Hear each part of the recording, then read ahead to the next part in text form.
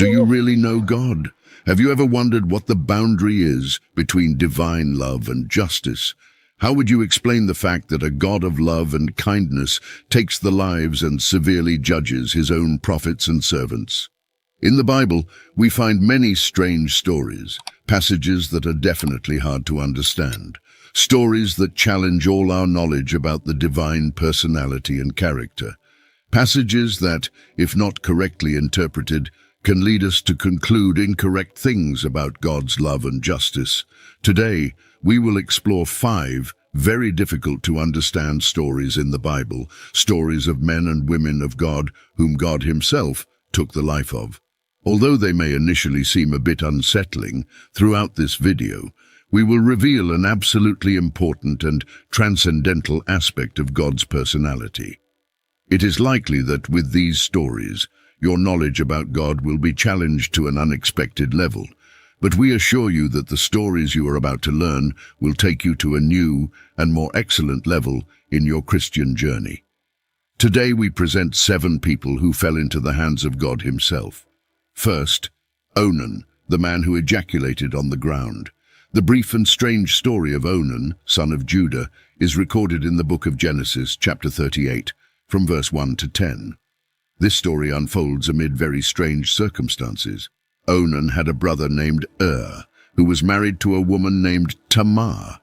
The Bible clearly states that his brother was wicked in the eyes of God, and God himself took his life.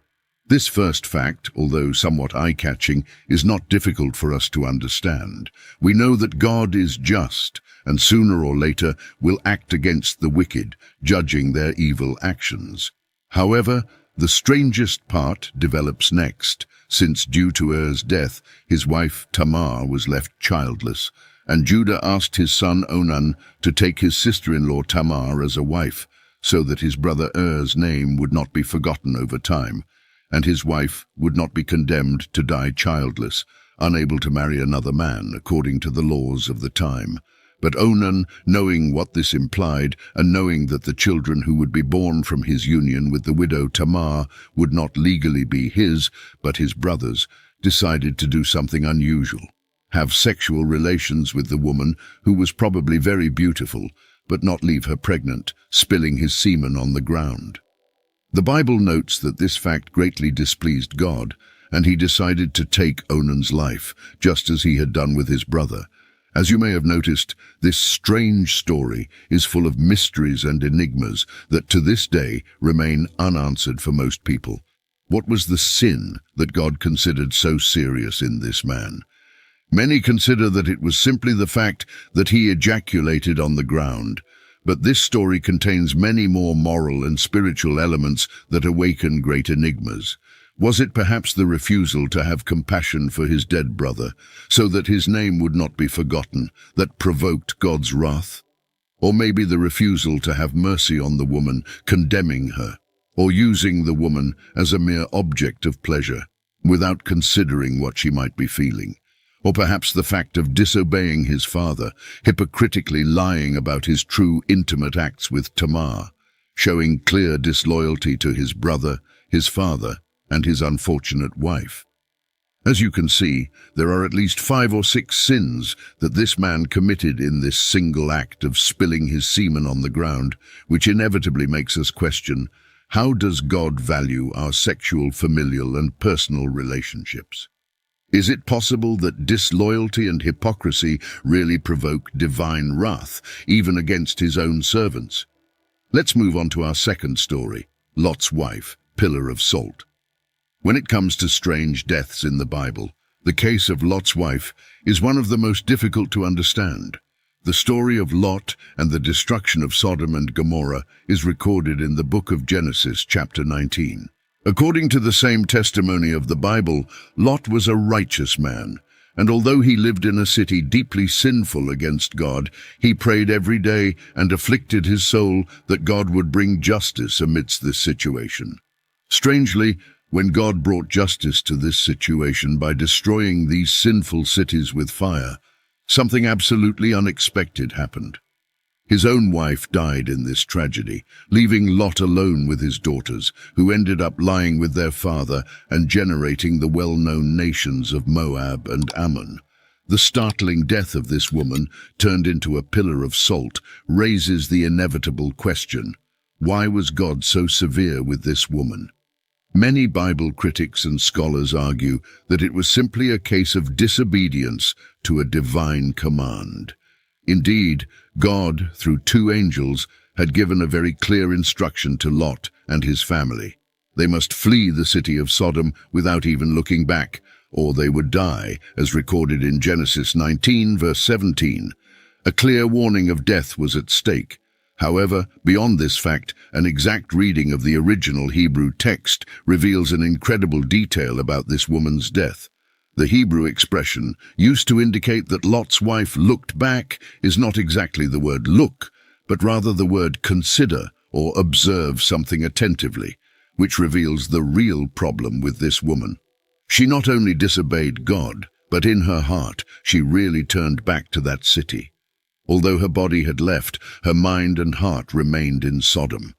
This hidden truth is so evident that Jesus himself made a warning about those who turn back in the Gospel of St. Luke 17, verses 31 and 32, citing the case of Lot's wife as an example. Now, beyond the tragic nature of this situation and the terrible consequences this woman's disobedience brought, there is a common factor with the story of Onan. Did you notice? It is hypocrisy and partial obedience. This woman, although she had left the city, was acting hypocritically. She desired to return to the city she had left, and this was the true reason for her misfortune and, incidentally, that of her daughters and her husband. With this video, we do not intend to awaken fear or dread regarding the person of God, far from us to do so. God is absolutely loving, and his mercy is boundless. But these stories are not in the Bible just to fill pages. There is a real and true message that God wants to convey to us, and that is exactly what we are trying to discover. God wants us to know what truly pleases him, but also what he truly detests, and religious hypocrisy and disloyalty seem to be one of those things. Let's continue our journey through the Bible. Third and fourth, Nadab and Abihu, the worldly saints. The strange and shocking death of the two priests, sons of Aaron, who died incinerated by fire that came from the very presence of God, is recorded in Leviticus 10. These two men were holy and chosen by God to minister to the people of Israel. If we had lived at that time, we would truly understand the religious importance of these two men. At that time, the office of Aaron, their father, was equivalent to that of the current pope, and his two sons held the next positions in importance. One day, they serenely presented themselves with incense and strange fire before the presence of God, and a fire came out from the presence of God and killed them instantly. But how did these significant men die this way? Again, many scholars and critics maintain that the cause was disobedience. God had given a formula for lighting the incense that burned in the well-known holy place of the tabernacle, but they simply decided to invent their own type of incense, directly disobeying what God had ordered. But what led these men to invent a formula different from what God had dictated? When examining the passage from Leviticus chapter 10 closely, it's impossible not to notice an inevitable relationship between the deaths of these two men, recorded in verse 2, and the prohibition against priests drinking wine, immediately stated in verse 9. Many leading scholars have given serious and conclusive reasons to deduce that the sin of these two men was, in reality, drunkenness, which led them to the madness of inventing something that God had not ordained. These two men, although outwardly priests, had not abandoned their internal and worldly desires to live a life of pleasure and vanity, and this led to their own deaths. Now, we are not questioning or attacking those who drink wine. We might address this subject in another video. What is really at stake here, again, is the sincerity and loyalty that God demands of his servants against the blatant hypocrisy of some of them.